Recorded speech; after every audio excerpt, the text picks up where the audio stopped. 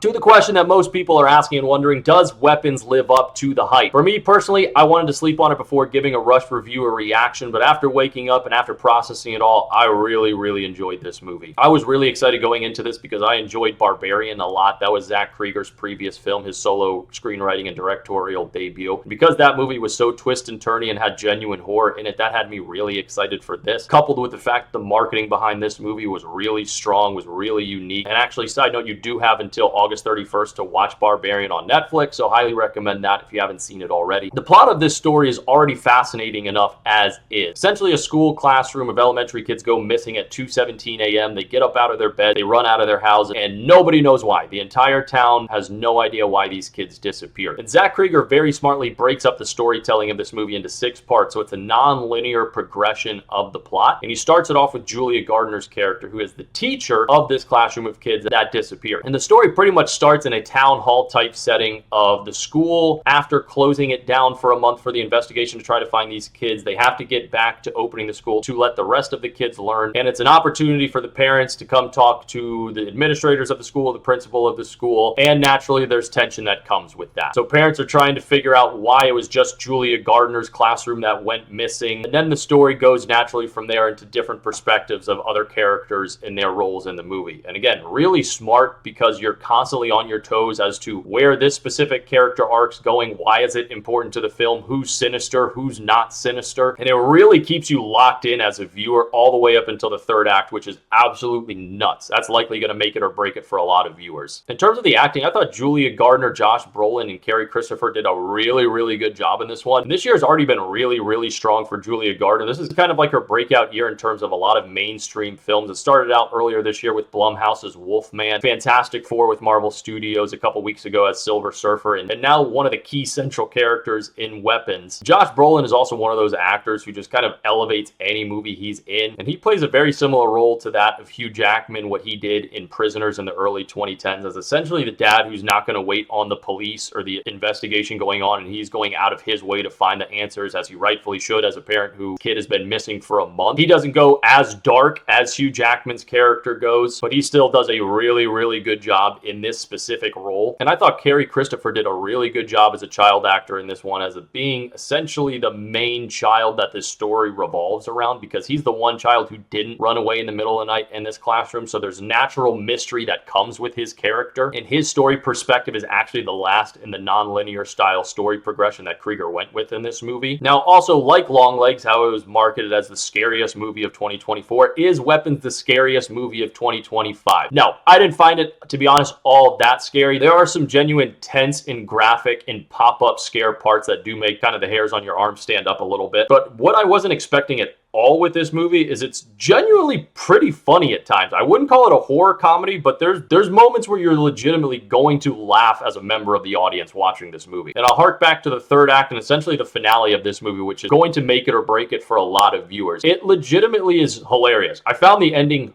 hilarious. It's very graphic, a very risky move to do. So again, the combination of the humor and the graphics was not what I was expecting, but again, it's why I wanted to sleep on this movie before giving any rushed reactions, because after sitting on it, after sleeping on it, I really enjoyed this movie. This was definitely well worth it as a theatrical experience. One of my favorite movies to see in theater this year, again, just with kind of the tense style of the non-linear storytelling, with the graphic parts in there, with the horror elements, with the unexpected humor that it added throughout this movie. As a viewer, again, it has you completely locked in. So although it wasn't the scariest movie of 2025, it was one of my favorite theatrical experiences. Definitely recommend going to see this in a theater if you can this weekend. My guess is theaters will be pretty packed to see this next weekend as well, so try to go in with an audience. Don't watch a single trailer if you haven't already. That's going to likely elevate your experience if you go in as blind as you can with this one. And if I had to give this one a rating, I'm probably landing somewhere between a 7 or 8 out of 10. I would have liked it to be a little scarier. Again, I didn't expect the humor that came along with this one. I like the combination of it now after sleeping on it, but I do wish it was a bit scarier, even a bit more sinister than it already was. But I think most people are going to have a genuine, pretty good time with this movie.